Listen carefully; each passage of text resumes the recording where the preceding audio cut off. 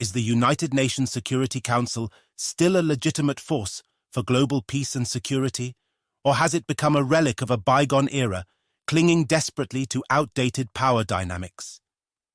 This is the question that the president of Sierra Leone posed, not just to the assembled delegates at the UN, but to the world, in a speech that was as bold as it was necessary.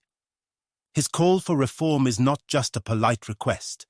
It is a demand rooted in decades of systemic injustice, a demand that challenges the very foundation of global governance. The president's speech at the UN wasn't just a plea for inclusion. It was a battle cry for Africa's rightful place on the global stage.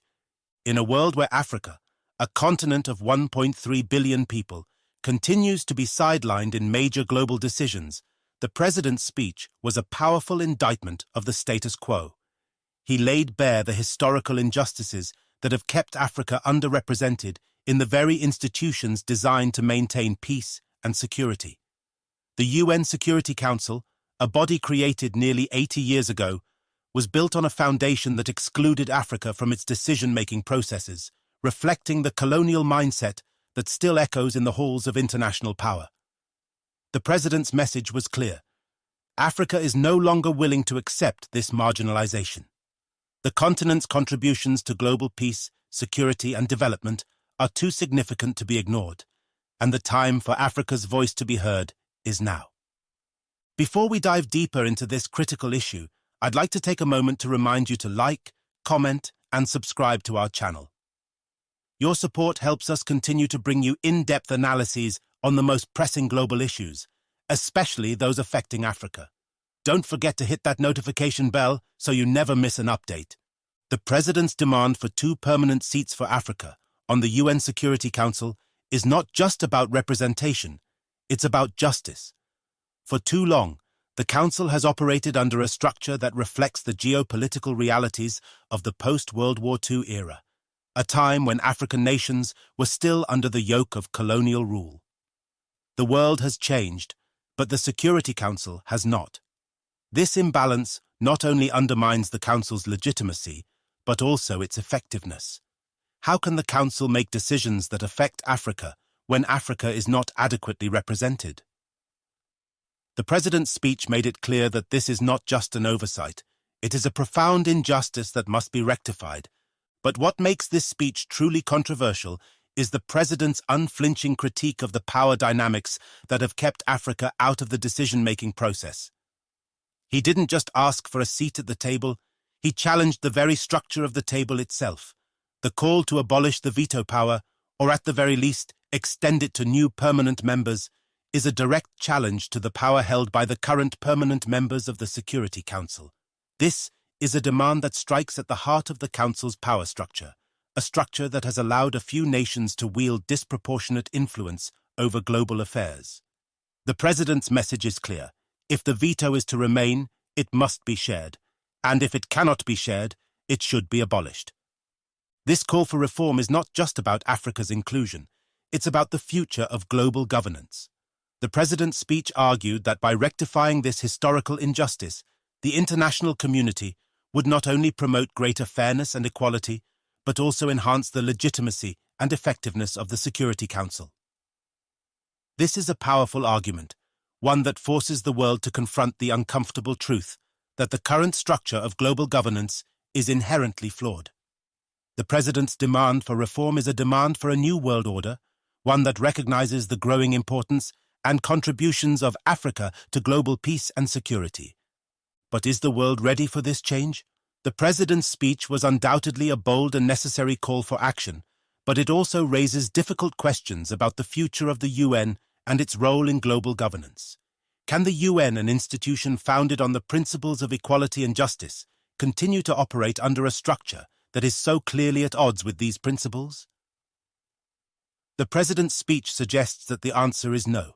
The time for change is now, and the UN must evolve if it is to remain a legitimate force for global peace and security. The speech also highlights the unique challenges that Africa faces in the global arena. The president spoke of the legacy of colonialism, economic exploitation, and political marginalization that has left deep scars on the continent. These historical injustices have hindered Africa's ability to contribute effectively to global governance, and they continue to affect the continent's development, stability, and influence in international affairs. The call for reform is therefore not just about the present.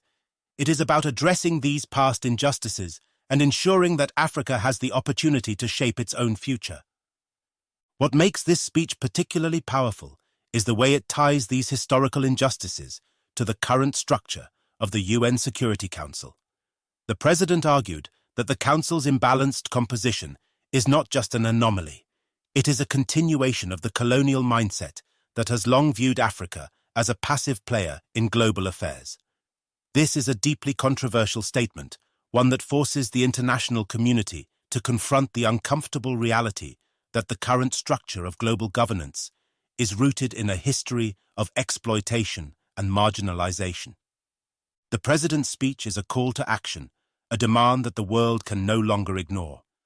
The UN Security Council, as it currently stands, is a symbol of a world order that is out of touch with the realities of today's global landscape. Africa's growing economic, political, and social influence necessitates its representation in key international forums, and the Security Council is no exception. The President's demand for reform is not just about fairness. It is about ensuring that the Council can effectively address the challenges of the 21st century. But will the international community listen? The President's speech was a powerful reminder that Africa will no longer be content with being a bystander in global affairs. The continent's demand for 2 permanent seats on the Security Council is a demand for recognition, for respect, and for the opportunity to contribute to global peace and security. The world can no longer afford to ignore Africa's voice. The speech also underscores the importance of African leadership in addressing the continent's unique challenges. The President spoke of the need for African solutions to African problems, arguing that the current structure of global governance often overlooks the insights and perspectives that Africa can bring to the table. This is a powerful argument, one that challenges the notion that Africa must rely on external interventions to address its challenges. The President's speech is a call for Africa to take its rightful place as a leader in global governance, shaping the decisions that affect its future. In conclusion, the President of Sierra Leone's speech at the UN was a powerful and controversial call for reform. It was a demand for justice, for fairness, and for the recognition of Africa's rightful place on the global stage. The speech challenged the very structure of the UN Security Council, calling for an end to the historical injustices that have kept Africa marginalized in global decision-making processes. The President's message was clear: the time for change is now, and the world must listen to Africa's voice. If you believe in the importance of fair representation and the need for global governance to evolve with the times, don't just watch this video, act on it. Share your thoughts in the comments below, and let's start a conversation about how we can support Africa's rightful place in global decision-making. And if you haven't already, make sure to like this video, subscribe to our channel, and hit the notification bell so you're always in the loop on the latest in global affairs. Your voice matters, and together we can make a difference.